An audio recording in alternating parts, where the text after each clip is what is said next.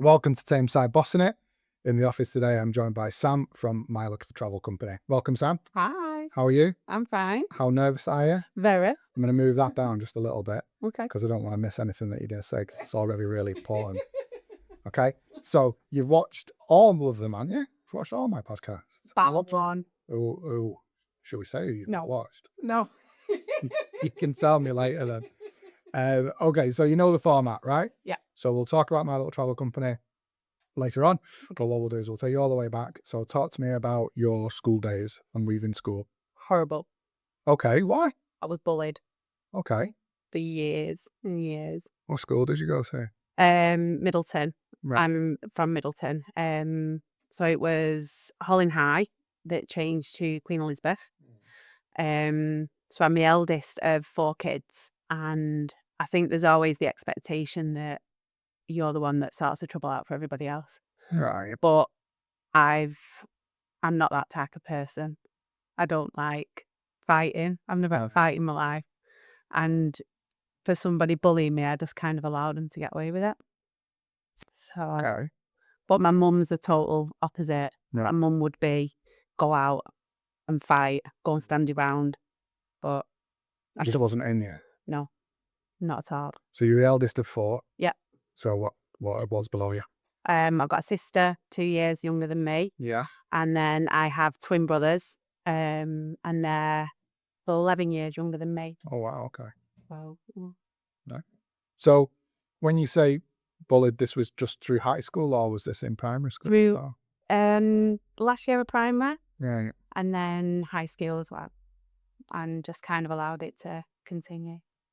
Throughout the whole of your school. For the last year. And how did that affect you in terms of sort of like your GCSEs and things like that?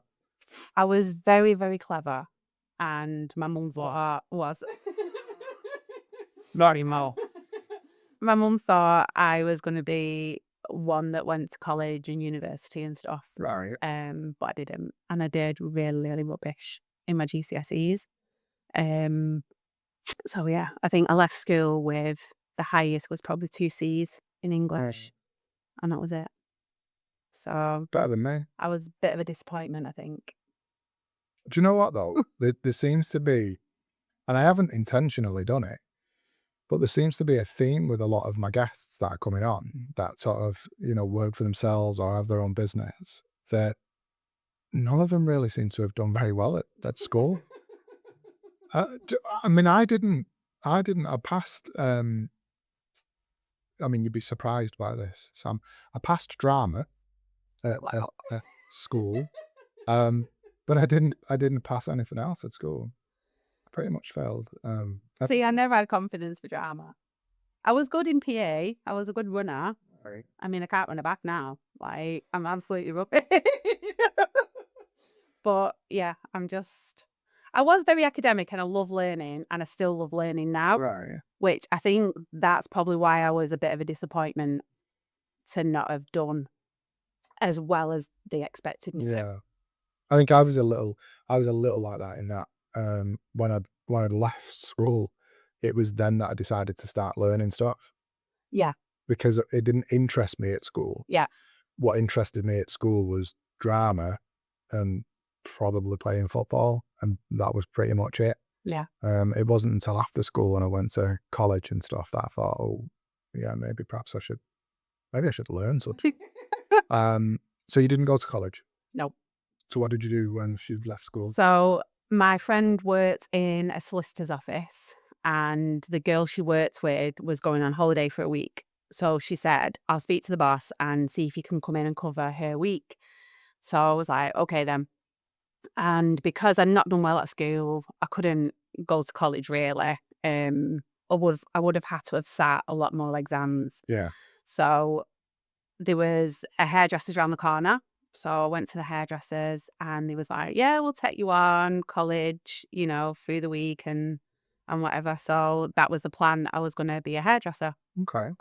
So I did the week with my friend, and we had such a laugh. It was so fun. I mean, 2 16-year-olds left on reception on their own. It was such a laugh. But after that week, the boss actually said, we'd like to keep you on So I was there for, I think, about 3.5 years. So yeah, I ended up staying. So I was an office junior. Taught myself how to type. I think as a young girl, that was kind of what was pushed at you, was office jobs. Um, it's not like it is now. Why do you think that was? I don't know. That's kind of what girls did, worked in offices. Okay. That was, I don't, Is that because you think that there was a stigma around that's kind of not, I don't a know. woman's job. Yeah, Yeah, that's kind of, yeah, well, they're not really, women aren't really built for anything else. That's kind of yeah, where they're supposed to be. yeah. And so, Awful, that really, isn't it? It- When you think back yeah. and like, And you look now these days at what women are doing, it's amazing. yeah, So yeah. But my mum and dad split up when I was a baby, and my dad's girlfriend used to have an electric typewriter. So bearing in mind we're going back to like 1990 or something. So it was like people didn't have computers back then. yeah, really. So going up to my dad's at a weekend, the electric typewriter was there, so I used to mess about on it. So it did kind of seem natural that that's what I would do. So I taught myself how to type, and then I started doing personal injury work, which I did find quite boring. If I'm being honest, it wasn't my cup of tea. Okay. It wasn't interesting enough for me. So anyway, was there till I think I was about 19, 20. So that was just in a local firm in Middleton. But we had the best summers. Like, it was fun. There's a barber shop over the road, and we used to have water balloon fights with them in the summertime. We used to get different shops on the phones, and we used to put the receivers together for like, hello. So you'd get like the sports shop talking to the butchers. They were like, you just rang me. And like, no, you rang me. No, we didn't. And then, Brilliant. so yeah, as 16, 17-year-olds, that was fun for us. Sure, I'll tell you a quick story, right? So I remember me and my sister, and we're going back to probably the early 90s. I had one maybe 92. So we decided, my mum and dad had gone out. I don't know where they'd gone, but we decided that what we were going to do was get the phone and just dial random numbers. So we just kept doing it, and then if anybody answered, we'd just like, hello, how about doing, right? And then a month later, my mum and dad got the phone bill, right? Bearing in mind, this is like early 90s, the phone bill was like nearly £200, right? Mum and dad were like, what have you two been doing? And we'd rang like New Zealand, we'd rang like America, pretty sure we'd rang Australia. And it was just literally just randomly dialing numbers and stuff. We got grounded for like a month. It was so bad. And it was just from doing that. It was just from dialing random numbers on a phone. Oh, that's funny. Bad that. But it's bad. But that was the fun. That was how we made our fun in them days. We didn't have Netflix and YouTube and games on our phones and stuff like No, that. we didn't. Yeah. I was talking to, I think it was Daniel, and we were talking about when we were kids, and you'd like on a Commodore or a Spectrum, and you used to have to type all these letters and numbers to create a game. Yeah. That was our fun. And if you got one letter wrong, it didn't work. But it'd never tell you where that one letter was wrong. You had to go through the whole 20,000 characters to find the one. So what did you do after that? So then so when I was 17, that was when I met Darren, my husband. Okay. Um, What did he do? he he still is a painter and decorator. Okay. So he does a lot of bar work, Mhm. a lot of the pubs. But at the time then, they used to do housing estates or schools, offices. and stuff. So yeah, we met then when I was 17. So we've kind of grown up together. Yeah. Um, Is he older or younger, isn't he's 2 years older than me. he? Okay. But his sister was in my year at school. Right. But his sister was Sure, one of the ones that bothered you, was she? no, Okay. but she was one of the ones that you didn't mess with. That could have been awkward. You knew not to mess with her, Okay. so you stayed away from her. She's still like that now, yeah. Yeah. So yeah, and I actually went out with his best friend in school, but I didn't know he existed. I Right. didn't know. So he knew that his friend was seeing somebody. Right. And years later, when we was talking about school and stuff, and he was like, "Oh my God, so you was the girl that he used to go meet at break time and at dinner time, and we used to give him like a lot of rubbish for that, going off like Seriously. leaving the boys and going meeting a girl." He was like, "No way, was that you?" I was like, "Yeah." Wow. But I did get a lot of bullying for that because I was in like the 3rd year Yeah. of high school, so it's like year 9 now, isn't it? And he was in 5th year. Right. And he was apparently the cock of the school. Right. So Do they still say that nowadays? I don't know. Cock of the school. It's more alpha male. That's what I hear my son saying. Right. He's like 13. So you hear him like the alpha male or the cool kid or Right. whatever. So I used to be, I never said that I was the cock of the school or anything like that, but I remember when I was a kid, there was me and a couple of my mates. One was called Dave and one was called Rod. I don't think anybody called Rod anymore. Dave and Ron. Ronnie, yeah. Ronnie. Dave and Ron. And Ron was like built like a brick, right? I used to do martial arts, so people used to know that I used to do martial arts. And Dave, back then, was about 7 foot tall, right? But then you had like all the other boys that were like, you know, thinking that they were the cock of the school and all that sort of stuff. And if it's one thing I've always said, I hate bullies. Yeah. Even now, I say to my kids, I ever find out you're bullying somebody, Yeah. don't let me find out. Yeah. And so whenever we ever saw any of that, we'd always get in the way of it and try and stop it. But I don't want to get my school. But the cocks of the school never ever tried anything with any of us three. Never, even though they were all like, you know, all the tough guys and all that sort of stuff, never tried it with us three. Right. And if we were about and the ones that were being bullied were there, they never got touched. Right. Do you know what I mean? Yeah. I don't know if it's still like that in schools now. I don't know. My wife's a school teacher, but she works in a Pru, so it's a bit different. Right. But I think you might get some of that about like not every kid likes bullies and not every kid is a bully, but these days they don't just use the fist. no, it's all So social media and everything now, isn't it? yeah. I've just pointed there. They can't see it. There's a phone on the table.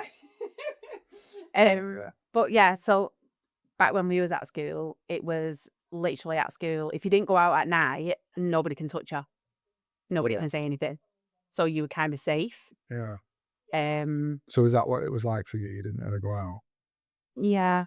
Yeah, I suppose I was quite quiet. Okay. And a lot, like now when I say I'm quite shy and quiet, and a lot of people are like, "You really not? You really not?" And I am loud. I know I'm loud. And I used to get called the trio kid. Remember the trio advert? I love the fact that the quietest part of this so far has been, I know I'm loud. Just literally tone it down as much as you possibly can. Yeah. Yeah, but just because you are loud or possibly come across as outgoing or whatever it may be, that doesn't mean you're not shy. I'm so far from that confident person that people think that I am. It took so much for me to be doing what I'm doing now. Like, it really did. And you should be incredibly proud of yourself. And I think I am on the quiet, but I still need kind of like my husband is always like, I'm so proud of you. Like, you're doing amazing, and he's like, I always knew that something would happen with you. But I couldn't do a lot of stuff that I do. I wouldn't be able to do it if he wasn't pushing me, because he does push me. pushes me totally out of my comfort zone. But we had chalk and cheese. Yeah. He's like a social butterfly. He will go out and speak to anybody. I've took him out when I've gone out with work, and I can just leave him with anybody and he'll have a conversation with anyone. Whereas if it's the other way around, on my side, I'm like clinging on to it. But the thing is, though, you want people like that because you want people to push you, don't you? Because you want, I suppose it'd be really boring if nobody ever challenged you. Yeah. Do you know what I mean? So it sounds like he challenges you. Yeah. Which is positive. Yeah. Yeah. Okay, so you, how long did you stay at that job for? Sorry. Till I was about 19, 20. Okay. Yeah, about 20. What made you leave the jobs again? Is it just because something else came along, or did you go from work to work, or was it a gap? I went work. I've always done like job to job. I never not had a job. I've always worked. But yeah, it was. I kind of wanted something a bit more. So I went working in Manchester Centre. So basically, I'd done some overtime when I was in Middleton. I'd done some overtime, and I also had a driving test on the Saturday. So I did my driving test first, passed my driving test on the third attempt, but I passed it, and then I went into work after it, and then I was told that I wasn't going to get paid for the work that I'd done after it because I'd not gone in first thing in the morning. So I was really upset about that, really. Nothing trying to get away with that now. I know. I'm not going to pay for half of those. You going on. So then it was like, I need to look for another job. I need to go somewhere else. I don't feel happy anymore. So I went working in Manchester, and I was working at a criminal law firm. Okay. So criminal, so fascinating. Like, it was so good. I think I started there in February, and not long into it, City played at Wembley. So this was 99. Okay. City played Gillingham at Wembley. They did? Yeah. So we went to Wembley. Wow. And that was my first time going to Wembley. As if you and I for that loved it. Like, it was amazing. It was so good. And we've been living together for, God, probably 2 years, nearly, maybe. We was engaged. And after that match was when I happened to get pregnant with our daughter. Right. So she's now 26. So yeah, I got pregnant. And back then it was very much, that's your due date. So you finish 4 weeks before and you come back 12 weeks after. Yeah.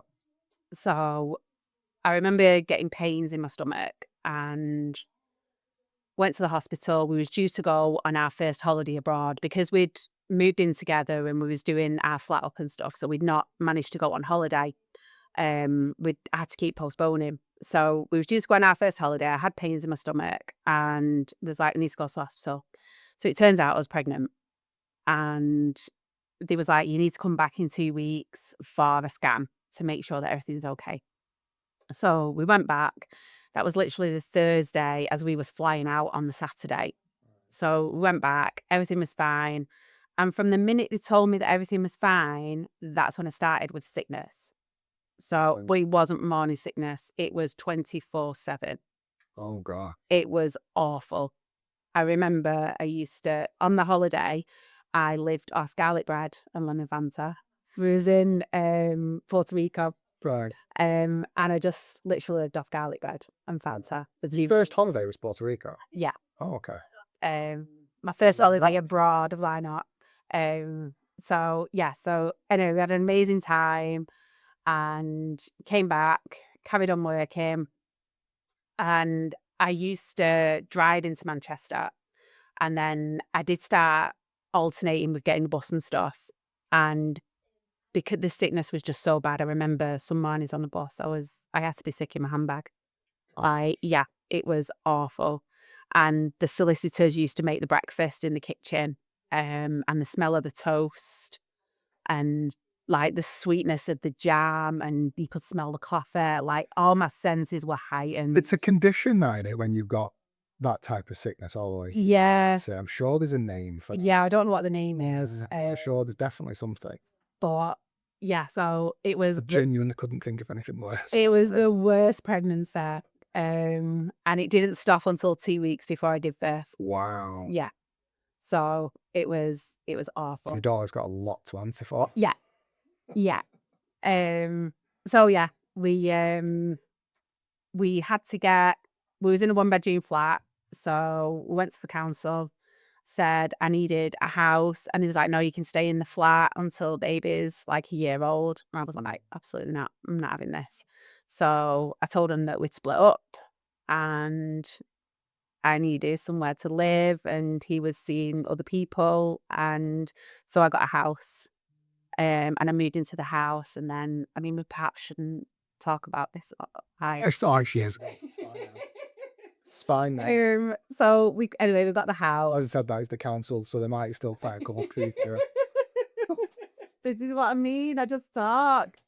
And then, yeah, we made our life in this house, and we bought the house off the council. We got married in 2003. So all the time I was still working in Manchester doing, it was defence law. So we was acting for the ones that were on remand. And it was so interesting. But I do remember there was times when I would walk past Crown Court and there would be the prison van and you would hear banging on the windows. And a few of the times when I've looked up to see who was banging, I've actually known the people. It is like the show is sound. God. It's brilliant. But yeah, so yeah, I loved it there. Absolutely loved it. And then I think I left there in 2006. So you're there for a while then? Yeah, so yeah, 7 years, about 7 years, 6, 7 years. So what made you leave that if you enjoyed it so much?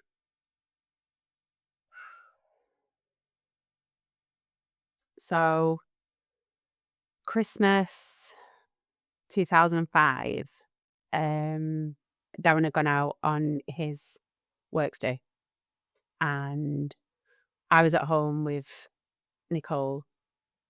We'd gone to the Trafford Centre doing a bit of Christmas shopping, so she was only 5. Did some Christmas shopping and we'd gone to Frankie and Benny's boutique because she loved it in there.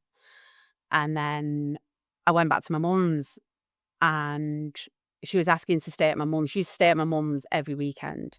So we was quite lucky in that respect that we literally had a babysitter every weekend. So we was young parents. We could still go out clubbing. Why would we have another kid? Like, Yeah. you know, nobody takes 2 kids. No. They'll take the one. So Flying home without a problem. So yeah, I left Nicole at my mum's and I came back home. I got home and there was banging on the door. So I've gone to the door and it was one of Darren's friends. So I was like, what's wrong? Where's Darren? He's like, I don't know, I can't find him. But what do you mean you can't find him? Well, I tried ringing him and he's not answering his phone. So I'm thinking he's off dancing or whatever, you know, he's drunk, whatever. And he was like, no, Sam, it's serious. There was some lads with knives. And I just knew something bad had happened. So I kept trying to ring him. And then I'm shouting at him and I'm like, why would you leave him? If he was drunk, why? And he was like, the lads were chasing us and we just ran away. And I was like, what's gone on? I don't understand what's happened. And nothing was making any sense. And then the police came to the house and they told me that he'd been stabbed and he would be taken to hospital. So this was 22nd December. So we went, they said, you need to, well, we can take you to the hospital. So I was like, no, it's fine. I'll take my car, I'll drive. So I live like 10 minutes from the hospital. So I've got in the car, I phoned my mum, told my mum, I said, I don't know what's going on, but I'll ring you when I find out. So she was like, I'll come up to the hospital now. So I said, there's no point because I don't know. They've told me it's superficial. He'll be all right. He'll be fine. There's nothing to worry about. So I went up to the hospital, put my car in the car park, and then when I've got in, they've taken me down to a waiting room and there were police there waiting. So it looked more serious than what they'd led me to believe on the phone. So I spoke to the police, and they said you can't go and see him yet until the doctor comes in. Yeah. But when you can, we need to find out more of what's going on. So I said, well, I don't know. I'd spoken to him at tea time, and he'd said night to Nicole on the phone, and he seemed like he was enjoying himself, like everything was fine. So the doctor came in, and the doctor said I could go through and see him, but he did look a bit of a mess and he had blood on him. So when I've gone through, Yeah. he was just lay like on these white sheets, which were just covered in blood all over. And they said he'd been stabbed. No. We're trying to find out the extent of the injuries. So we need to get him into surgery because we need to have a look at his stomach. So I said, right, okay. What do I do? How long is it going to take? Can I stay with him? Is he going to be okay? And so the police took me back through to another room. Security guard came through about the car, and he said, is it your car? So I said, yeah. I said, look, I don't know what's happening. I don't know how long I'm going to be. And he said, it's absolutely fine. Don't worry. We know where you are. You're not blocking anybody in, but we also don't want you to get a ticket. Don't want it. So I was like, that's the least of my worries at the minute. So I phoned my mum, told my mum I still had to wait, but I would let her know when there was more of an update. And then 2 police officers waited with me for hours, it seemed like. But I was my childhood was, don't really like the police. So then to have these 2 these guys were much older than me, but to have these 2 young guys waiting with me, making sure I was okay, you could hear things coming over the radio and they'd turn it down or they'd go out of the room. And then I remember one of them saying, no, we have to stay, we can't go, we can't leave her. I can't believe they're sending whoever it was. Just tell them that we'll stay and we'll stay with her until another couple of hours until they can get somebody different to come. So early hours of the morning, I want to say about 4 o'clock or something in the morning, the doctors came and got me and said, we're going to take him up to a ward. We can take you up to the ward, you can go and see him. So I was like, brilliant. Went to the ward, and that was the last time I saw those police officers. So I went to the ward and I was there in the waiting room. Probably, I don't know, seemed like forever. It was probably about 45 minutes, an hour. And a doctor came in and said, we need you to prepare for the worst. Wow. He's took a turn for the worse, and we literally don't know what's going to happen. Yeah. So you need to get somebody to the hospital. You need somebody to stay with you. So I phoned my mum. My mum answered and she was like, I'm coming now. Nicole was at my mum's with my brothers because they was there, and my stepdad. So she was there with them. My mum got a taxi up to the hospital. I phoned Darren's mum and dad. Darren's mum and dad came straight to the hospital as well. And we was literally just left waiting. When we finally got to see him, he was in a coma, in intensive care, and they didn't know if he was going to pull through. So the pieces of information that we were getting, he'd been brought back from surgery, he'd recovered, he'd gone into the recovery room, he was okay, he'd come up on the ward. When he was on the ward, he's said that he doesn't feel too good and he's had a cardiac arrest and his heart stopped.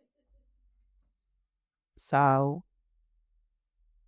they brought him back, put him on all these machines in intensive care, and they said we just have to wait 24 hours. After 24 hours, we're going to try and wake him up. So this would have then been Christmas Eve. So they said if people want to come and see him, we suggest that they come to the hospital now because we don't know what's going to happen. I just remember crying and saying to my mum, please don't let him take him away from there. So at that point, we'd been together like 9 years, but him and Nicole were like my whole world, like is everything. When I spoke to the police came back in to see me when he was settled in intensive care, and they said that they knew who'd done it. He was 16 and he was on the run. That's brilliant. Thank you. So there needed to be somebody at the hospital to make sure that the kid didn't come back. Brilliant.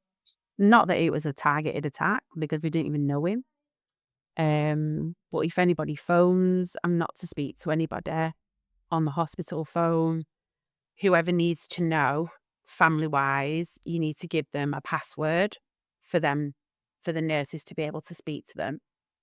So it was really, really, really serious. And I remember sleeping at the hospital for a couple of nights and Nicole just stayed at my mum's.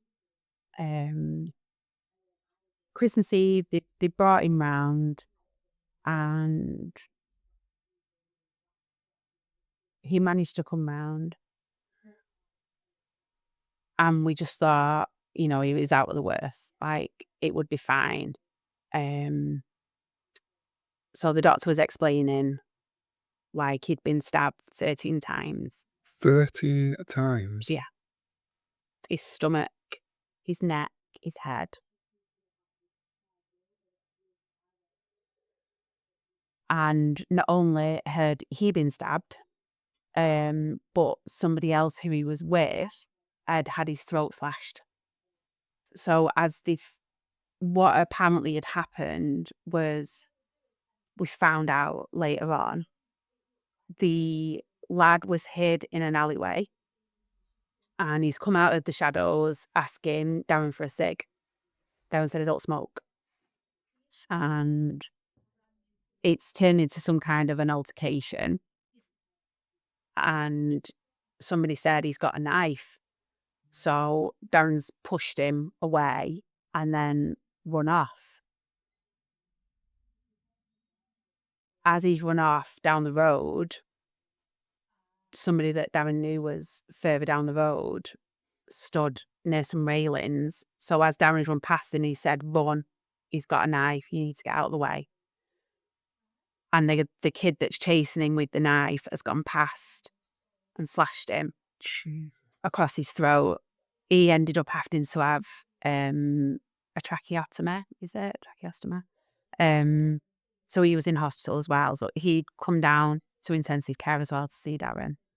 And yeah, Darren had run up the road, but he'd not realised that while he was down at the first part when the kid was asking him for a cig, that the kid had actually stabbed him in his neck, and he'd not realised at that point because he had a drink.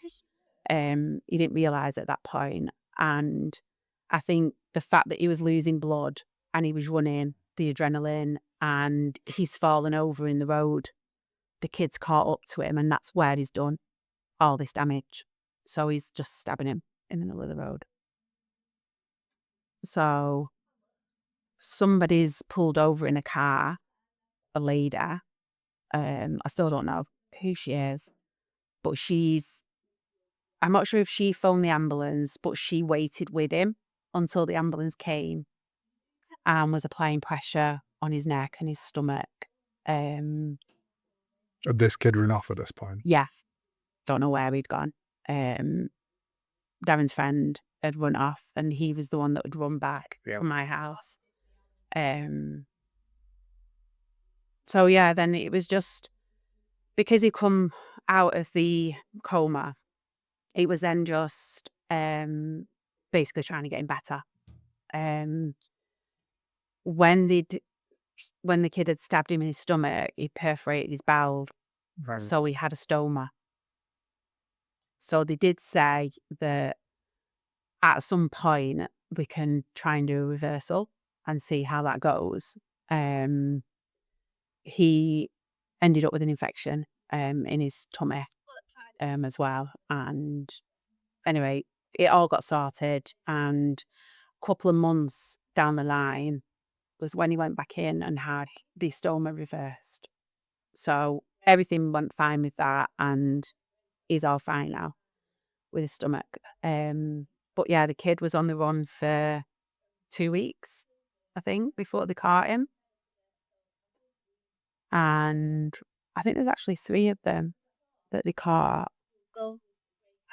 And we went to court. He pleaded not guilty. So we went to court for a trial in July. And once I went back to work after him coming out of hospital, I was just like, I can't do this job anymore. Like, I loved it. Everything was so interesting about it. But I was just, I can't do this anymore. I don't want to be here. So I left there in the June and went working closer to home. I went working in Rochdale.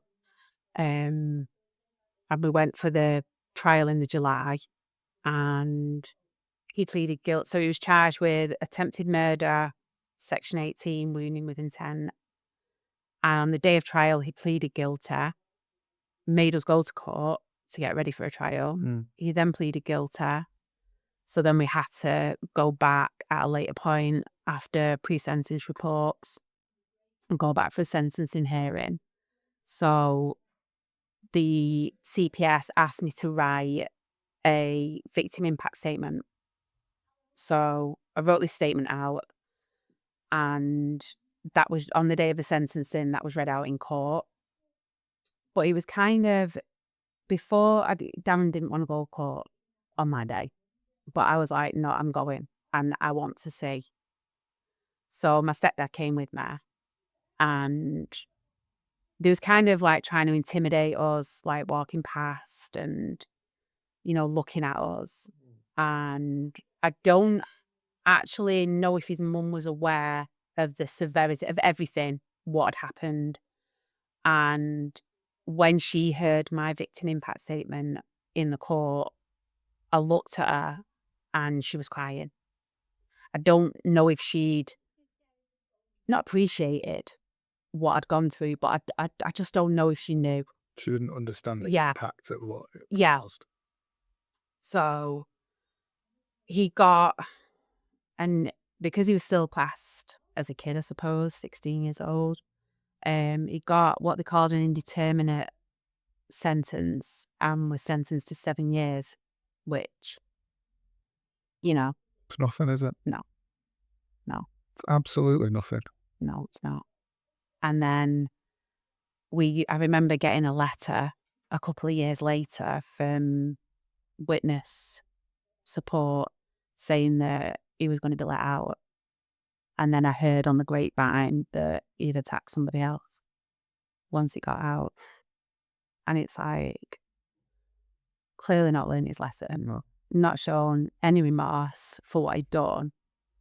But all I could think was, I have a 5-year-old. How am I supposed to get through life on my own with a 5-year-old? I don't know what I'm supposed to do. Because we're so close. We are best friends. And I know it sounds really cheesy, but we are best friends and we do everything together. Like, I tell him everything. And just to think, my God, he's not going to be there. I don't know what to do. But then it kind of just makes you appreciate, once he came through everything, it made you appreciate what you've got. Because I think you can sometimes take things for granted when you're living with somebody day in, day out. But I do make sure to tell him, even now, after all this was 21 years ago, but I do make sure to tell him, like, I appreciate everything he does and how much I love him and stuff. Because I do, he's amazing. And so, yeah, I came working in Rochdale and I was doing family work. So completely came out of criminal, went doing family work. You know, I only asked why you left that other job. Yeah. This is what I say. I start talking and everything comes out. But yeah, it's the tit for tat with contact. It's the using the children as pawns.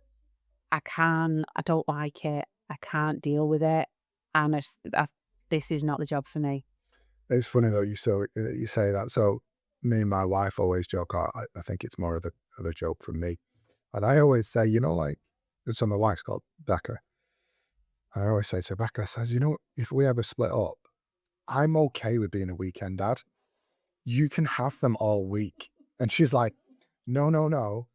We'll do the other way around and we'll do the unusual and I'll be a weekend mum. I'm like, no, it's okay. But I've got 3. Well, I went for another job at another firm, and after I'd gone for the interview, I then found out I was pregnant. Okay. So then they phoned me up and said, we're offering you the job. When can you start? I was like, actually, I can't. I'm pregnant. I'm not going to get paid any maternity pay. It's not fair on me. It's not fair on you. So I'm going to have to decline and stay where I am. So I was kind of a bit miffed that I was still staying where I was. Were you showing enough? Could you not just... No, I was still quiet. Like, you could have started then. So... But no, you wouldn't have gone out anyway, would you? No. And then I lost that baby. Okay. So it was 2006. So I lost that baby. Then a new job came up in Middleton.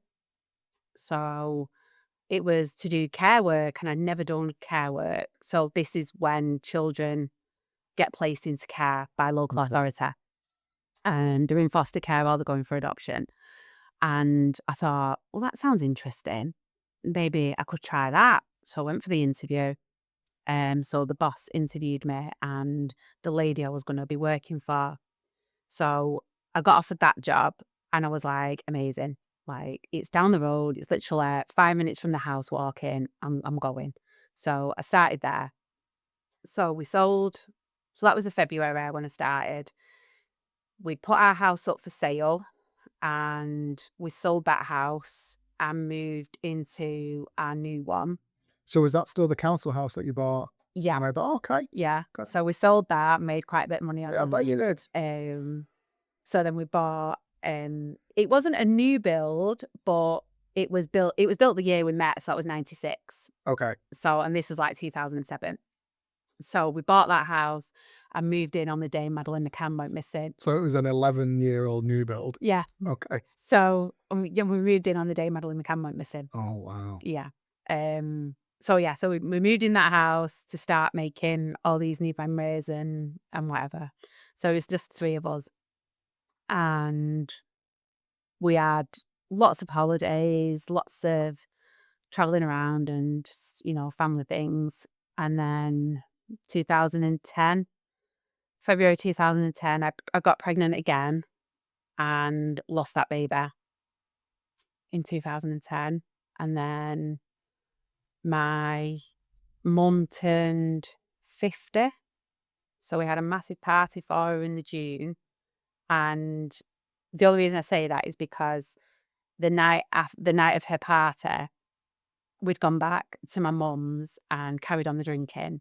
And one of the best memories that I have of my stepdad is he fell asleep on the sun lounger in the back garden because he was so drunk that night. And then not long after that, he got poorly. And basically within 2 weeks, he died.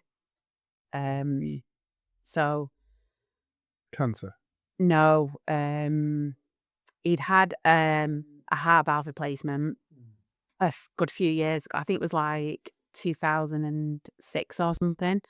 And there was some kind of infection from that had come away, and he had a bleed on the brain, and yeah, it was just about 2 weeks of he went into hospital and then never came back out.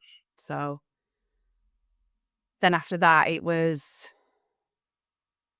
things just kind of mentally for me just kind of went a bit downhill. I think I'd always suffered a bit with mental health, feeling anxiety and a bit depressed, and you don't feel yourself. Do you think some of that was from perhaps when you were at school? Yeah, You went through there? yeah. I do think there was a lot of trauma that's just never been dealt with. I just never dealt with any of it. Just kind of get on and just carry on with what you're doing. That's what we did back then, though, right? Yeah, exactly. And so, then I got pregnant again. And my brother's girlfriend got pregnant. There was a week between us. Okay. But I lost that baby. So that was the third one that I'd lost. And the hospital had said it wasn't until you have 3 that we will do some tests. Which I think is insane. Yeah. Yeah. So we went and had tests done, and it was like, everything's fine. Like with me, with him, we don't see any reason why. You're 20 years old and you get pregnant just like that. City win, you get pregnant. It was crazy. And then actually then that year, 2012, City won the first Premier League, didn't they? Yeah. Yeah. So I got pregnant again after that. And I mean, in the last 10, 15 years. Well, You should have about 12 kids here. So I got pregnant, and then thankfully this one. So I just got vision, sorry, like, Darren, I see you're playing at Wembley. Come on. So yeah, and then we got Jack. So yeah, Jack's 13 now. Okay. Yeah, if we'd have had Jack first, we'd have definitely questioned having another one. You only say that second born one. Yeah, he is that second born child. Is a lot. He is a lot. So yeah, I stayed at the Middleton firm, but do you remember there was kind of like a crash, weren't there, in like 2008? Yeah. With the markets, and there was a lot of redundancies going about because it was like multidisciplinary law firm. So there's a lot of conveyancing, wills, like legal aid work as well, and private work. So it was, if you want to keep your job, then you need to move up to Manchester. Right. I was like, oh, I don't want to work back in Manchester, but I also needed to keep my job because we had this house, which was a bigger mortgage. So yeah. So I moved up to Manchester, and it was just a nightmare. I just hated traveling into Manchester. But with Jack, I managed to get almost 12 months off work. Right. So that was completely different to having Nicole. So I had all this time off work with him. It was amazing. And then went back to work in the January. So I went back in after the Christmas thinking fresh start, fresh year. And I was set to work for the head of the childcare department. Everything was okay, fine at that moment, I thought, but bit by bit, I can't quite pinpoint what it was, but there was a lot of, it was toxic in the workplace. And I was suffering, whether it was after having a child and postnatal depression, I don't know. I have no idea. But I was suffering as well, mentally. And I don't know how to put it without getting myself into trouble. Things didn't really work out, and I felt like I was being picked at, and my confidence was just shot. I felt like I didn't know how to do my job. I felt like everything I was doing was being questioned, and I just felt like I was a child, but I was like mid-30s. Mm. I was married. I was an adult. But you felt those feelings before, though, right? Yeah. So I ended up having to, after Jack, I lost another baby the year after. The doctor wouldn't sterilise me because I was too young, he said. So Darren said, well, I'll go and get sorted. Mm.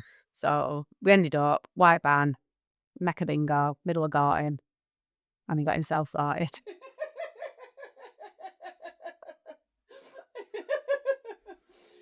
So his doctor was absolutely fine with it. And he was like, you've been through too much. Like, Yeah. you know, we can't do this again. So yeah, he did it. And yeah, not long after, I don't know, I just kind of felt like my whole world was spiraling, and I was just shutting myself in my bedroom. I wasn't doing anything. I wasn't talking to people. I didn't Not want, even Darren. not really, no. I didn't want to go anywhere. And not that I felt so bad I wanted to end it. It wasn't like that. But it was very much, why am I even here? Mm. And I had them feelings in the past. Like I say, whether it's unresolved trauma, I don't know. Going through life, I have no idea. I think having done a couple of these podcasts now, and I listened to quite a lot of them as well, and when people, and you'll hear Dave's, and he touches on, he attempted suicide a couple of times, Dave. Wow. And you'll, don't mind saying that because you're about to, you'll see his episode.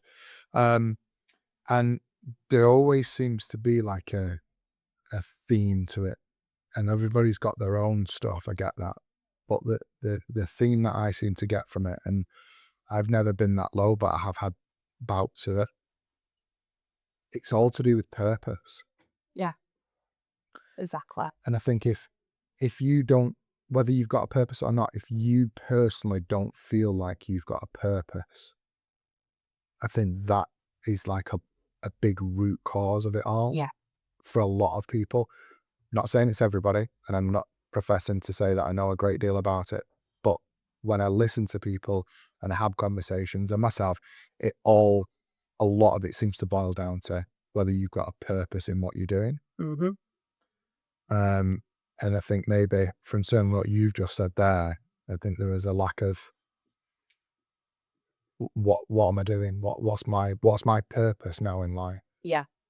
I felt like I knew everything there was to know about my job. Now, bearing in mind, I don't even have a typing qualification. Like, I've literally got 2 C's in English from school, and that was it. But you did practice on an electric typewriter. Yeah. So you like got that. Yeah. Is the experience.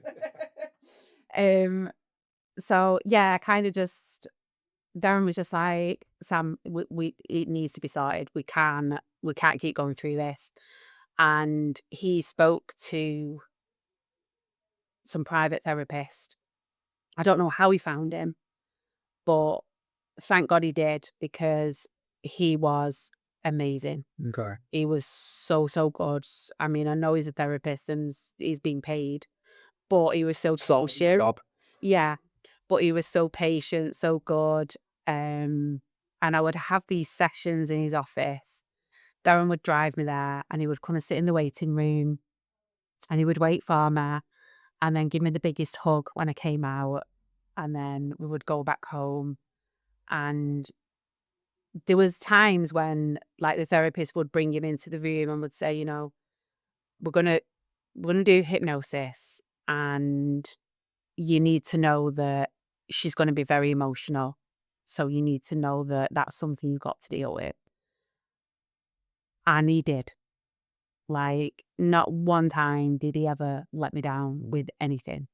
Like, you know, just the smallest things. Like, if I felt any slight bit of overwhelm with anything, you know, he's there, he's cleaning up, he does the tea, he helps with the kids. Like, he's amazing. He does so, so much. And he does treat me like a princess. Like, I am a princess. But yeah, I needed something that I didn't know what it was. But after having these sessions with this guy who's called David, and after having these sessions, he helped me to rebuild my confidence and give me back some purpose, just to feel that I was enough. I felt like I was a rubbish wife, a rubbish mum, a rubbish friend, couldn't do my job properly. That's literally how work had got me. Just feeling like I wasn't enough in any aspect. So we went through everything with him, through all like my childhood and growing up and everything. And he was so good. He really did help me. And I remember one week I went to see him. And at the end of the session, he went, I said, are we booking in for next week? And he went, no, you don't need to. You know what you're doing now. Yeah. You can do this yourself. I'm always here if you need me, but you can do this. And I was like, oh, that's scary. That's like having that cord cut. Yeah. And oh my God, I'm left on my own.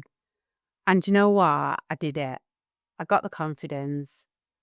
I applied for another job. I went and got myself another job, got out of the workplace. And I won't say I jumped out of the fire into the frying pan or out of the frying pan into the fire. Frying pan fire. Yeah.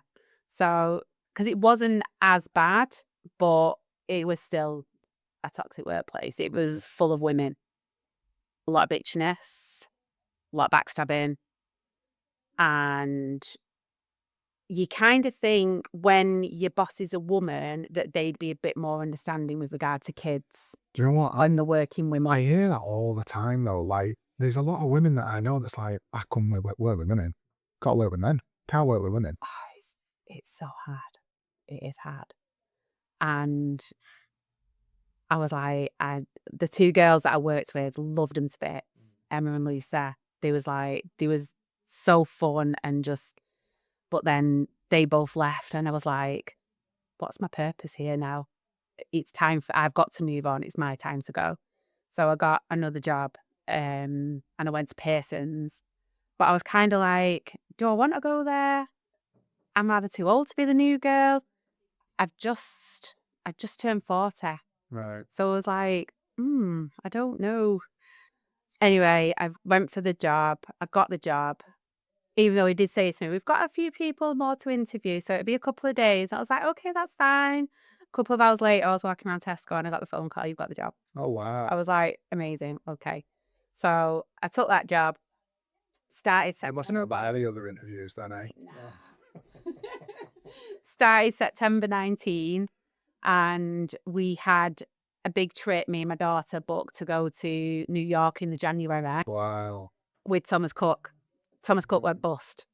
Yes. Yes. So we got the money back for that. No New York trip, and Gutting. COVID happened Yeah. in the March. So I've been there 6 months, and yeah, we got sent home from work. So he was furloughed. Did you miss the furlough payments then? I didn't get furloughed. No. Oh, right. Okay. I had to work, Right. even though social workers weren't really doing home visits and stuff. Yeah. There was still so many cases. All the court hearings. more. Yeah. Yeah. All the court hearings were remote, so everything was just by Teams, by Zoom. So yeah, he was furloughed in the back garden, building whatever he wanted, living his best life in the sunshine, because it was literally sunny every single day. So, I think everybody did that. So my back garden, I did my back garden during COVID. I put my new decking in and all that sort of stuff. I ordered my grass and all that. I did all my grass. So I think everybody did that. Yeah. So I had 2 children that were at nursery during COVID. And as you may or may not know, nursery is, you need a separate mortgage to pay for nursery fees. And obviously when we all got sent home and everything, I was working from home for it was like 2 months.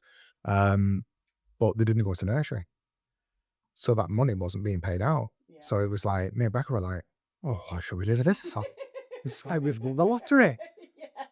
So we bought stuff for the garden. And so many people say that they'd never had so much money out. Yeah, it was insane. Because you couldn't go out anywhere, could you, or anything. So yeah, he was living his best life in the back garden, getting a suntan, hot tub on, barbecue, beer, and I was upstairs in the spare bedroom working. Yeah, 9 to 5. I'd clock in at 9 o'clock, clock back out at 5, and that was me every day. So yeah, I missed out on all that. And we had so many holidays that were just booked and cancelled and rebooked and then cancelled again. And yeah, it was a nightmare. So is there a chance that you got frustrated with that type of booking and holiday behaviour? So you thought you'd do something about it? Yeah. But that wasn't until, but before that, I had some health scares as well. Okay. I had back pain. They wouldn't send me for an MRI scan, so I had to pay private. And as soon as the report went through to the GP was on the phone and was like, you need to get straight to A&E. You've got Cauda Equina. What is that? So it's where the nerve is compressed in your spinal canal. Correct. And it can affect your movements front and back. So you can become double incontinent. Yeah. So I've been taking painkillers I was off my head on tramadol, like literally off my head every single day, 6 months on tramadol. And they said that I shouldn't have been driving, I shouldn't have been walking. I was still taking little into school. And they took me, so I went to the hospital. They took me for another MRI scan and was like, yeah, it's there, we can see it. So basically, blue lighted Mr. Salford and they operated within 24 hours. So, but that was scary because you weren't allowed visitors. Yeah. So I was in hospital with no visitors. So similar sort of circumstances. I can't remember how old I was. Keithan was 1. So we're talking 10 years ago. And I bent down to pick him up and my back went and I genuinely couldn't move. Kind of got a little bit easier. Went to a physio in Mosley. And interestingly, up like 3 flights of stairs to the top of this physio thing for a bad back. And they were like, right, well, we'll do this thing, but I'm new, is that all right? And I was like, just don't know what you're doing, but yeah, okay, let's go for it. And when I was lay on my front, and she was doing all the stuff that they do. And she's like, oh, is that all right? I was like, yeah, I said, it's fine. And as I was lay flat, it felt absolutely fine. Not a problem. And then she said, okay, we're done. Do you want to get up? couldn't move. Genuinely couldn't move. I ended up getting my auntie, she came and picked me up, took me straight to the hospital, Tameside, went to hospital, they did like the scan and everything, and they were like, yeah, you've got a bit of an issue with your back here. And what I'd done is the bottom, I don't know what numbers they are, but the 2 discs at the bottom of my spine, they both slipped out, but when they slipped out, rather than just pushing against the nerve, they had trapped the nerve in between the 2 discs. Yeah. So I ended up having to go, and I went to Salford as well, and they did it there. And I remember, and whenever I described this to people, it's like, if I was lay flat on my back, this is how quickly this worked. If I was lay flat on my back, my left leg, I could lift it off the ground by about that much, off the bed by about that much. Couldn't lift it any higher than that because the pain down my left leg was just insane. And I went for surgery, woke up. First of all, when you go to Salford, when you're in a spinal surgery department, you'd think that the seats would be far more comfy than what they were, because they were horrendous. I don't ever post anything on Facebook. I think it's one of the only posts, if you ever go back on my Facebook 10 years ago, that I ever put on. It was like, I'm here for spinal surgery, and this is the seat I'm sat on. Anyway, went in for spinal surgery, woke up, thought I'll give it a go, lifting my left leg up there. Right. Well, The other pain was the pain like from the actual surgery. yeah. But that shooting horrendous pain that I used to get, like that sciatic pain, it had literally just pretty much gone. So they decompressed the nerve as well. That's what, that's what Unbelievable. yeah. So when they did your surgery, they told me that, so you basically put the hospital gown on, don't you? Yeah. And then they said, they didn't tell me until I got in there, that they would turn me over. I would basically be on my front with my ass in the air. Yeah.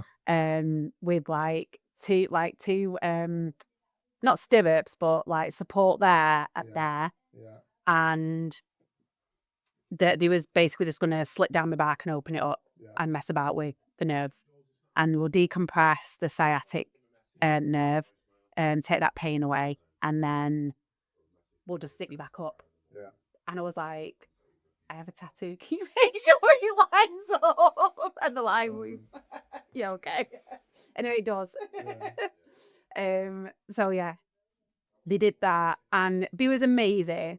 Although I remember coming round and I was lay flat on my back looking up, and I was in so much pain, and I'm like, I need a wee. I need to go to the toilet. Yeah, I needed a wee when I woke up. And they're like, yeah, it's fine. We'll just give you a bedpan. And so she gives me this bedpan, and I was like, I can't wee laid out. Like, what are you playing at? She was like, well, you need to try. If you need one, then you'll go. And I was like, oh, this is just not how I envisioned waking up. And I'm like, why have you laid me on my back? I'm in so much pain. Why should you do that when someone's had back surgery? You're like, do you more painkillers? I'm like, yeah. Yeah, I mean, I think I wasn't too bad, to be fair, but I was in so much pain beforehand that like I was happy with how much pain I was in when I woke up. Yeah. Do you know what I mean? Because it was so, and it's like, but it's dead for me. So I've had stomach surgery as well. I've had stomach surgery on multiple occasions. But I've had stomach surgery, so I've got a scar from about here all the way down, and then on the bottom of my back, I've got a scar about that big as well. So it genuinely just looks like, I mean, it's probably inappropriate for me to say after the story before, but it basically looks like I've been stabbed from front to back all the way through, because of the fact that they literally line up on stomach back. But yeah, it was horrible, my back. Yeah. Horrible. No, it was one of the worst surgeries, because it's literally, can't do anything. No. When your back goes, you can't do anything. No. I'm definitely right. And you've got a bad back. Haley's got a bad back here as well, right? My wife doesn't understand this, right? And I'm hoping you're going to back me up on this, right? I can go and play football and be absolutely fine. I can even go and play badminton or tennis and I'll be absolutely fine. But if I'm asked to mop or hoover, right? It hurts. It hurts when I'm mopping or hoovering. So it's a real thing, that, innit? Yeah, And that's not just me trying to get out or do anything else with it. See, Becca, not just me. So yeah. No, it can go, and when it goes, it still hurts just as bad. Like, it is painful. It can drop your knees. I mean, lucky, touch wood, I've lost quite a lot of weight over the last 2 to 3 years. So mine hasn't actually gone for quite a while now. Right. So I've been really, really lucky, to be fair. Losing 10 stone helps. Wow. So yeah, but I'm pretty lucky. Yeah. I'm That's a amazing. lot fitter than what I used to be. So, Yeah. but yeah. So, sorry, we've digressed. Yeah. So then the year after that, it was gallbladder surgery. Gosh. I had to have that, but they left me in that much pain that my gallbladder was almost black. It had almost perforated. And because again, COVID, and he was like, you need to come in and have COVID tests. And I was in that much pain that I'd gone into A&E, and because they admitted me through A&E, they cancelled my operation. I said, but you've done a COVID test and it's negative. And not once did I ever have COVID, but they came back and said that I had it and they couldn't do the operation. It's crazy. Like, I was fuming. do you know what? Some of the stuff that they did back then was so weird, right? So I've got a daughter. She's 5. She's 6 in August. So obviously that meant that we had her literally in the middle of COVID. And when Becca went into labour, I got my mum and dad to come down. They looked after the boys. Took Becca to the hospital, and she went in.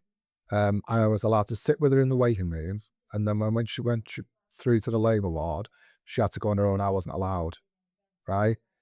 I was like, right, okay, that's fine. And it's like, just COVID and all that sort of stuff. And I was like, okay, so does that mean I can't be there for the labour? Oh no, when she's so many centimetres dilated, you can come in.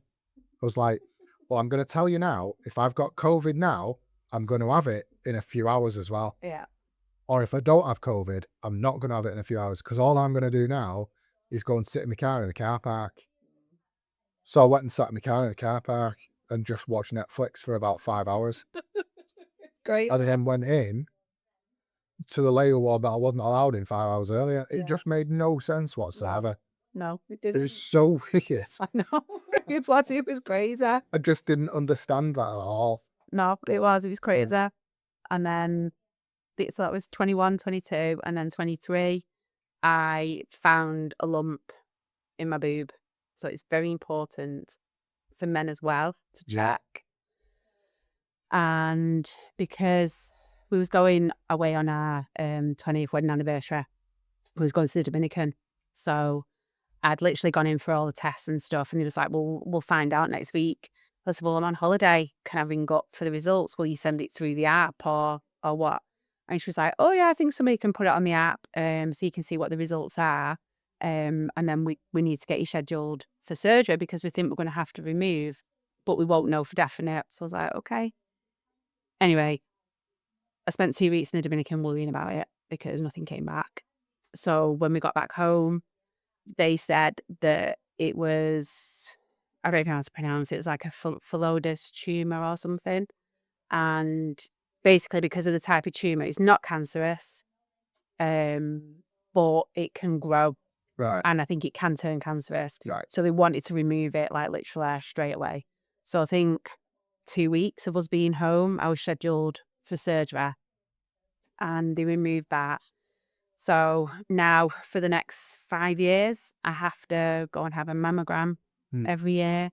And so that's like September time, and then March time, I have to go and have an ultrasound. So they check me every 6 months, Yeah. which is really good. And I do appreciate that. And the NHS are amazing. But it's just the constant anxiousness when it comes to that time, even though you can't feel anything, but you're thinking, oh, it's another check, but yeah. At least you're having them. Yeah. I was having the checks. Yeah. I think it just scared me that my mum's mum, my nana, she died at 51 of breast cancer.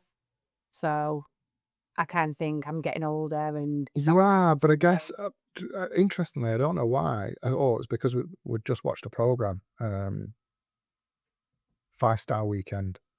Oh, it's on my Netflix. Oh, it's really good. Me and my best friend watched it. We've literally done all 8 episodes in 3 nights. But without spoiling the story, there's a bit of a subplot to one of the ladies in there. And I would say it's not necessarily a death sentence anymore, is it? Probably was 20 years ago. Yeah. But it's not so much anymore, I don't think. Yeah. So I mean, check. Just keep checking. Yeah. definitely. But yeah, I've moved out of the care sector and I now work in medical negligence. Okay. So I do make sure to say that when I go to the hospital. So yeah, that's basically what I do full time. And I work on my travel business morning, dinner time, evenings, weekends. So I didn't know this. Yeah. Right. Building okay. and I'm building. That's So the aim. where's the travel part come from? I'm the one that's always booked the holidays. Right. So it's always been me. Okay. And like I say, we've been together for 30 years. So it's always been me that's booked everything down to a campsite or a caravan. Do you know what I mean? Yeah. So yeah. I saw something on Instagram, which was November 24. Right. I saw it. And it was a lady talking about learning how to travel smarter. Right. And turning it into an income. And I thought, I'm not bothered about that. Travel smarter, that appeals to me. Like, you have a kid that can only go away for your holidays. I want to get on this, or I want to know how you do it. So I listened in on the call and I was like, amazing, I'm sold. I was like, let me get payday and I want in. I'm buying into it. So I paid the SELT fee. So that was the November. I paid the SELT fee and I was like, we can go on all these amazing holidays and we'll get it so much cheaper. So it was a very, very selfish reason why I did it. And I never told anybody. I kept it to myself Right. because I was scared of judgment. I was scared of what people would say. I was scared of people talking behind my back. And I don't deal with conflict very well. Okay. Which is why I used to get bullied all the time. And I think sometimes I am quite easily led. So I think Darren might have been of the opinion of, what's she doing now? What kind of scheme is she doing? What pyramid scheme is she going to now? Because I had gone to evening college and got my bookkeeping diploma, I think it is. I don't know, level 2, anyway, bookkeeping. Got a qualification in something, so we're entirely sure what it is. But Yeah, bookkeeping, I can do a bit. I like figures. So yeah, it's all good. And then it was like, what's she doing now? So yeah. And then I started to tell a few people, like probably around the January time. And, oh, can you have a look at this for me? Can you just look at, and I was like, maybe I could actually turn this into a business. okay. So the February 25, I went live on social media. So you haven't been doing it that long? No. Wow, okay. But I love it. Absolutely. Do you want this to be like a full-time Yes. thing? Yeah, and it will be. So so talk to me like I have absolutely no idea what a travel consultant does. Okay. So you sign up with the company and you basically get in a business in a box. It's not your company then. Not my you're company, it's a like wholesale franchise. Yeah. So it's like a franchise. Yeah. Okay. So I bought into this. I get access. I have to do mandatory training. Yeah. They don't just let me off willy-nilly, I have to do something. I have to know like the regulations. So I do the mandatory training. No, you can't go holiday to first out. Okay, I get it. Yeah. And then all the suppliers. So because I'm independent, I'm not just tied to Jet2. Okay. I'm not just tied to TUI or EasyJet. So you're essentially whole the market. Yeah. So we have like over 100 different suppliers. So it ranges from whole seasons over here, Caribbean cruises, cruises round Asia. Right. What's the cold one called? Cold. Arctic cruises. Right. And then you've got. I mean, I would love to do that. Have you not watched Titanic? With the iceberg? Why? No. Why? I couldn't think of anything worse. Because I just feel like that would be stunning. I'm freezing. Be freezing. But it'd be stunning though, wouldn't it? That? So everyone's interpretation of a holiday is different, and this is what I am finding. Right. For me, a holiday is getting on that plane and getting in the sunshine with the cocktails. No, I get that, and I'm all for that. But I don't know. So doing something different. Yeah. I mean, there's so many things available that I had no idea. Right. I was just a basic Jet2 package girl person, Right. Turkey, Yeah. or, very exotic to go to the Caribbean. Yeah. That was like what I always thought. And now, like, the stuff that I'm booking, like island hopping in Thailand, it's amazing. I had no idea about all these places in Thailand, and somebody asked me for one. And I was like, okay, yeah, so what's the vibe? What do you want? How long do you want to be there? I was asking all these questions. And it's like finding out what they want and then put together this itinerary. Oh my God. I was like, So I heard all of that. Yeah. You put it all together. Yeah. And then book it all with a supplier. So everything is ABTA and ATOL protected. So how do you earn your money? I earn the commission. So you go online with Jet2, you book a holiday with Jet2, you book a holiday with Tour, you book a hotel with Expedia.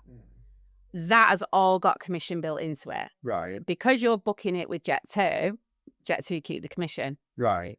Because you're booking it with Expedia keep the commission. Okay. That's how they make their money. Right. If they was to sell it at £50 for a room, Yeah. then they're not making any money.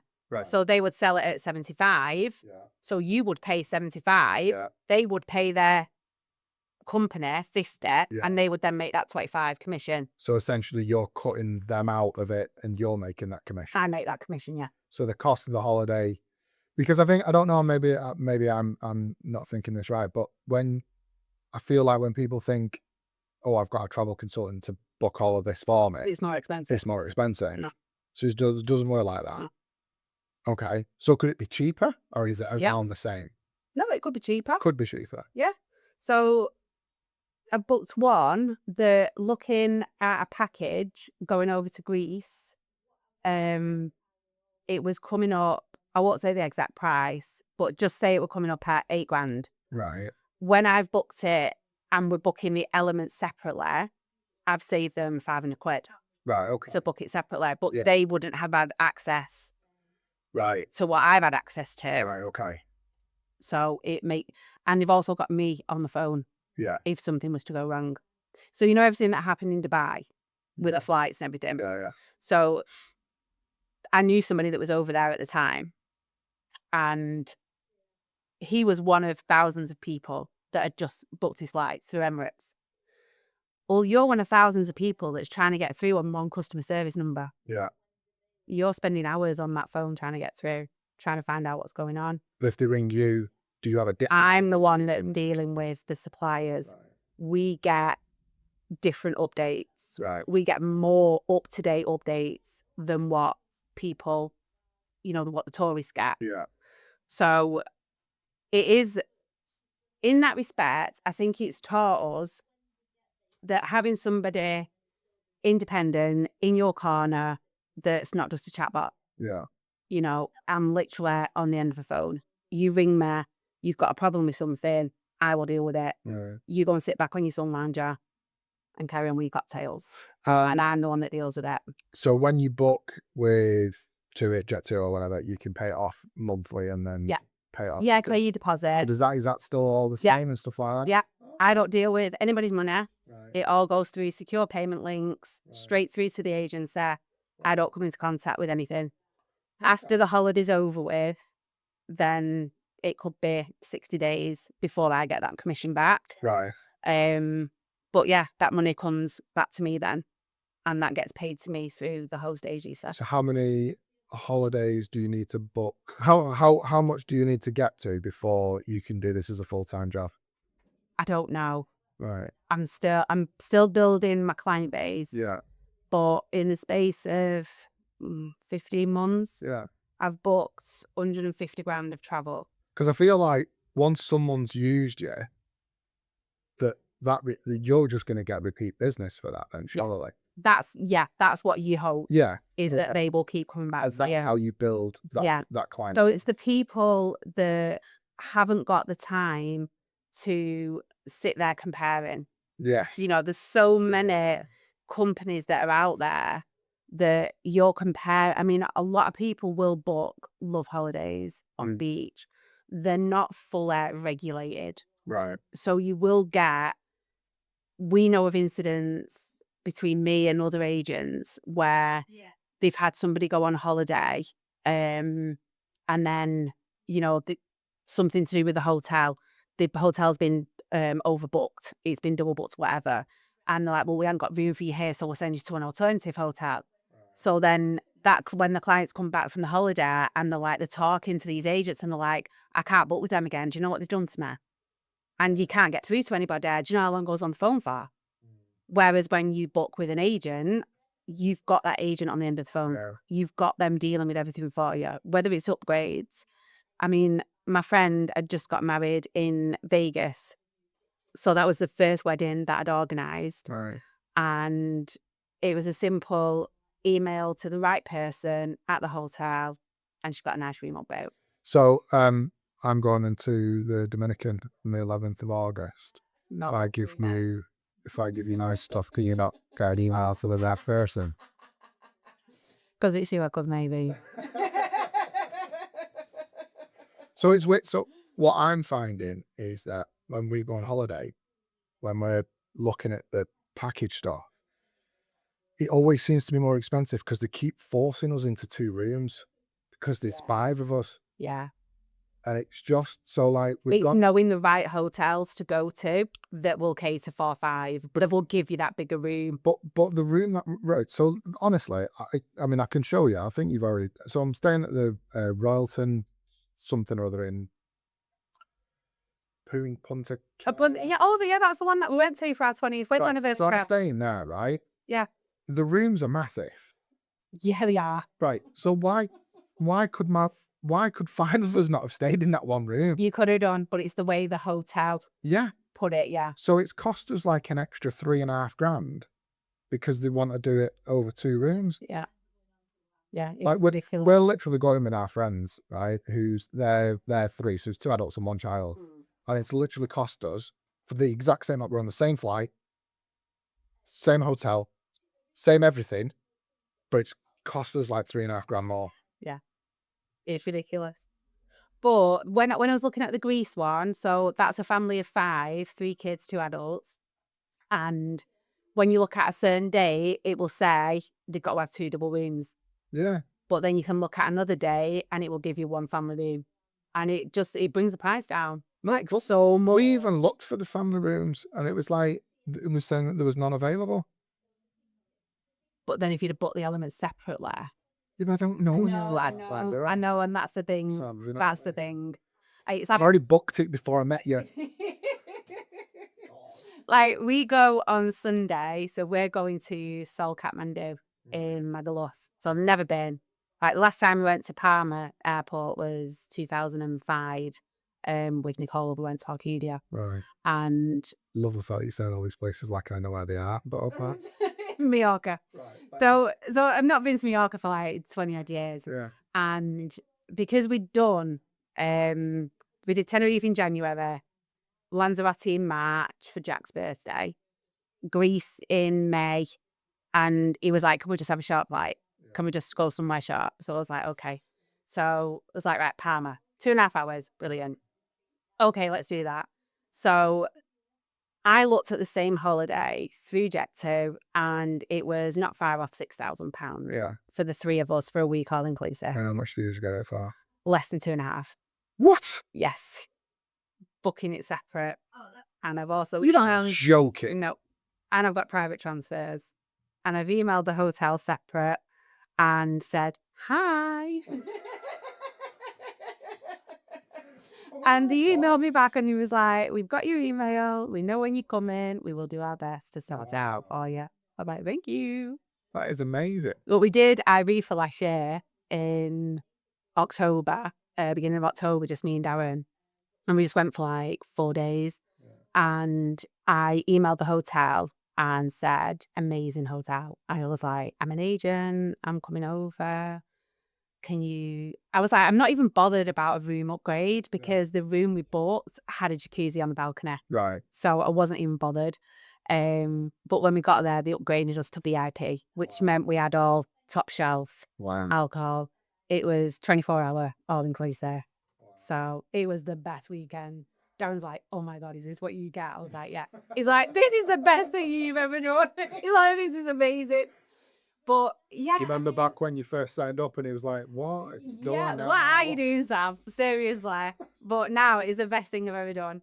But it's just those little things, because you work so, so hard. And I was that person that only got one holiday a year. Yeah. One summer holiday. And you want that to be the best week, the best 2 weeks of your year, because you pay us so much money. Yeah, of course. And now I don't know whether it's social media or I don't know. It just seems to be that prices everywhere have gone up so, so much that it's just like, you think, why am I paying so much money for something that last year would have cost me £2 less, £3 less? Like, it's ridiculous. So for me, it's the best thing that I've ever done. I mean, Sunday when we fly out, that'll be our 6th holiday in 12 months. That's amazing. So, and that's not something that I could have ever done before this business, because it's the business that's helping me do it. Yeah. So it's not people joining a pyramid scheme, because you have a product. Yeah. Your product is travel. I have a lot of happy customers. I have a lot of good reviews. So it's just, why not listen in? Why not take the opportunity? If people are listening to our podcast and they want to get hold of you and they want to go on a £6,000 holiday for £2,000, I mean, obviously that's an unusual one, I guess. Yeah. You wouldn't normally save that level of money, would you? No, I mean, for me, that is the most I've seen. Right. Yeah. Like, that is a hell of a lot. Yeah. And it is Amelia Hotel. So it is one of the best hotels as well. Like, they're a really, really good hotel chain. And yeah, it's just shop around. You have Well, they don't need access. to, do they? Well, they don't need to. They can because come they to come you. So how do they come to you? So they can come to me on Insta or Facebook at My Little Travel Company. And you're going to send me the links and everything to look Yes, on the I will. episode. But yeah, I mean, my friend, she's just signed up with me. Right. And she's going to Cape Verde in August, and she'd originally booked with EasyJet, so she paid a deposit. And I said to her, reprice that holiday now. And she was like, I need to pay like the balance of my holiday. I think she had to pay like £3,000. And she's like, I need to pay a balance of it off. So I was like, reprice it. She repriced it, and she literally saved herself £500 by repricing it and booking it through our platforms. So she lost her deposit, the 240, but instead of paying £3,000, she's now paid 2.5. Right. So she would have saved nearly £750. Yeah. Wow. And she's got a better room. She's got a 2-bedroom suite and private transfers. That's nuts. I know. But it just shows you what is out there and what's possible, because so many people don't know. I will give you the details of mine, because it is my birthday. Well, swear, just putting that on there. Right, See. We'll put all of that on there. Is there anything that you think that we've missed? No. No? No. See, you're not as nervous now. Right, so I started a new tradition, and 3 episodes ago, right? So I talk a lot about AI and stuff like that on my podcast. Amazing. We've not really touched on it because there isn't time. But well, is AI going to affect you? Because what you do, could AI not do that? Well, then you're going through the same system again. You've got a chatbot at the end. Yeah. That AI, that chatbot doesn't care if you missed your flight. No, it doesn't. That doesn't care if you've got a bad hotel room. No. I had 2 guys that went to Tenerife, didn't put sun cream on, got sunburn, like really, really bad sunstroke. And he was up like texting me, and we had the hotel on standby in case he needed to book extra time, in case they couldn't make the flights to go home. I mean, I feel like that's their own fault. I mean, that is, But it was a case of, it was a phone call or a message to me, Yeah. and I will source it. Yeah. I will sort it out for you. What's the worst complaint that you've had so far? Oh, yeah, I didn't know complain Am I about not- me. No, about like the, because like, don't you hear like, I mean, I'm pretty sure I read and there's a, No, I haven't. this, like the ocean's too salty. Like the beach is too sandy. I haven't had any. Do you know what I mean? But you did, I feel like that they are probably real Oh, complaints. yes.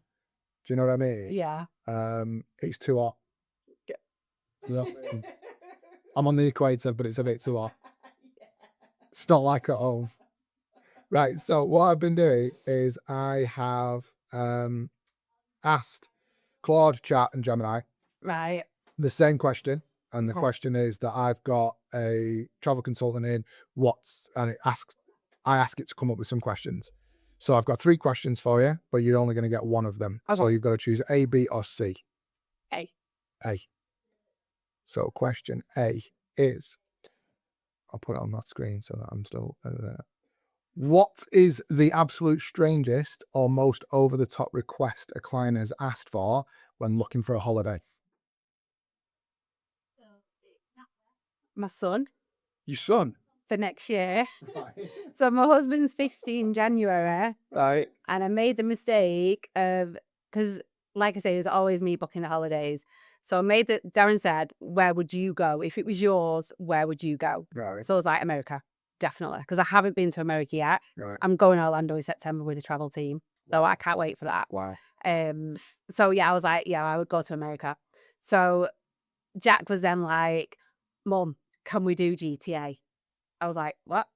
He was like, we should go to like LA.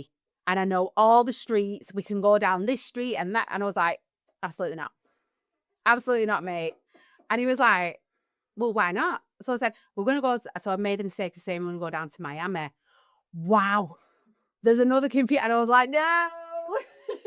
So for him, when he heard that we was getting a car as well over there, he's like, we can drive down all these streets. Wow. We can do like drive-bys past all these places. And I'm like, they don't really exist, mate.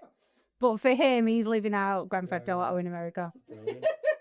So that's the strangest so far, yeah. Sam, thank you very much. Thank you. It's been a pleasure. Has it been all right? Yeah. It's been up there. Yeah. Thank you very much. I mean, I don't know what kind of reception you're going to get after this, but they might all tune out. No, I'm going to send you all the links as well so you can share it all everywhere. Just your social lady. I am. Social media lady. Right. Thank you very much. Thank you so much. Thank you.